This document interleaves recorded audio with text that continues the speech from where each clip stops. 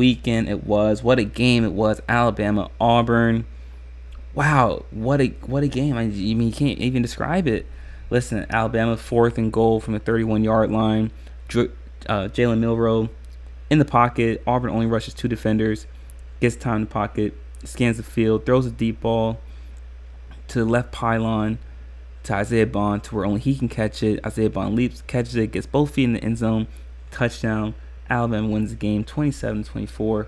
What a game. It keeps Alabama's playoff hopes alive. So now when they match up with Georgia this weekend in the SEC championship game, a lot of implications on the line for that game, and a lot of jittery fingers, a lot of sweaty palms will be watching that game in the Superdome. So what does the outcome of that game mean for the college football playoff as a whole? Listen, we saw that Washington defeated Washington State, which now has the matchup with Oregon for the Pac-12 championship game. And you can all but for certainly assume and guarantee that the winner of that game is going to make the college football playoff. Winner of the Pac-12 is going to get in. We already got one spot right there. And if Michigan can defeat Iowa in the Big Ten championship game, we can all but guarantee Michigan will be in as well. So that leaves 2 spots, right? So now you got a Georgia team, you've got an Alabama team, you got a Texas team, and you've got an ACC champion and possibly Florida State. Well, what happens now is that though Florida State missed their opportunity to showcase to the community that they are a dominant team without Jordan Travis, but they squandered the opportunity by winning a close game against an extremely average Florida team. So now if you're the committee and you look at it, you look at Florida State and you say, okay, what's their best victory? What's Florida State's best victory? Did it come in the regular in week 1 of the regular season against a 3-loss LSU? Because now what happens is Florida State plays Louisville in the ACC championship game, and now that a victory against Louisville in the ACC championship game doesn't look as appealing because Louisville now has 2 losses as well, or 3 losses if I'm not mistaken. I'm sorry. And now Florida State is not really going to have an opportunity to showcase to the committee how good they really are, and that's if they even beat Louisville. And so, if we say, for instance, Alabama, chaos happens. Alabama beats Georgia. Like I said, you already got your Pac-12, and you already have. Let's just assume Michigan's going to win the Big Ten. You already got 2 spots right there with Michigan and Washington or Oregon. We'll cover that in a preview show later on in the week. But now you've got 4 teams for 2 spots. You've got possible Georgia, and you've got a possible Alabama. You've got Texas, and Florida State if they win the ACC championship game. And this is also for assuming that Texas wins the Big 12 championship against Oklahoma State as well. I've talked about this all season. The point of the college football playoff is to get the 4 best teams at that time into the playoff. I don't care about your resume. I don't care about your strength of schedule. And quite frankly, what does the head-to-head mean if it occurred in the first 2 weeks of the season? To me, that doesn't mean anything. Because we look at both these teams on paper, if we look at because really what it comes down to is Alabama and Texas. That's really what it comes down to. That's the only reason we're having this conversation right now. And the only reason we're having a conversation about Alabama and Texas is, like I said earlier, because people know subconsciously that Alabama's better than Texas. People know subconsciously that Alabama is really better than Texas at this point in the season, and they're a scarier team than Texas is right now. And so now people are questioning, okay, we know Alabama's better than Texas. How do we get them in? That's the only reason we're having this conversation. If people didn't truly believe that Alabama was better than Texas, we wouldn't have this discussion. We wouldn't even discuss the possibility of Alabama beating Georgia in the SEC championship game. So this is the only reason we're having this discussion is because people know subconsciously that Alabama's a better team. And if you know that already, then you have to throw away all the measurables we have with, like I said, with strength of schedule and conference championship and head-to-head. Who are the 4 best teams? Who are the 4 best teams in college football right now? And that's really what it comes down to. It's that simple. It is that simple. It is There's no other parameter that we need to have. Who are the 4 best teams? If that's one of the 4 best teams, you get them in there. It doesn't matter. It does not matter. And I say all that to say, if we get chaos, we get Alabama that beats Georgia, and you got Texas wins their Big 12 championship, and you got Florida State that wins their ACC championship game.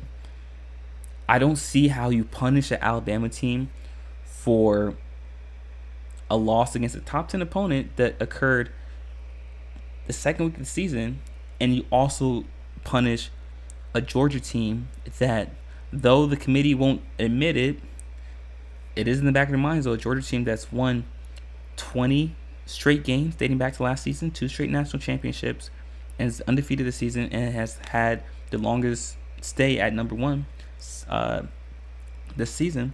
I don't see how you punish them for a loss against a great Alabama team. So I say that to say, if Alabama's to beat Georgia, and you get Michigan that wins the Big 10, and you get Florida State that wins the ACC, and you get Texas that gets the Big 12, I hate to say it, but you have to leave Georgia in there. You don't move them out of the college football playoff because of one loss. You don't do that. And it's because Georgia's one of the 4 best teams. Does anybody really question whether Texas is better than Georgia? Does anybody really question whether Florida State's better than Georgia? No one questions that. And I guarantee you, if Alabama beats Georgia, no one's going to question, is Texas better than Alabama? Is Florida State really better than Alabama? No. Because then it's going to confirm that Alabama's one of the 4 best teams in college football. So what happens is if Alabama beats Georgia, you have Michigan in there. You have your Pac-12 champ in there. Oregon or Washington, doesn't matter, one of those teams. You have to put Alabama in there. And you have to put Georgia in there.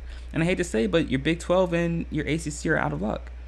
And I think that's the only way. That's the only way to describe it. Shout out to my good friend Anna, who's over in Europe right now watching us live. Thank you so much for tuning in, Anna. But yeah, I think there's no other way. There's no other way around it. You have to leave Alabama in there. And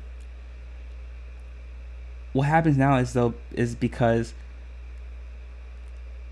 what once was Texas used to have the best victory of the season against Alabama, right? Occurred the second week of the season though in Tuscaloosa.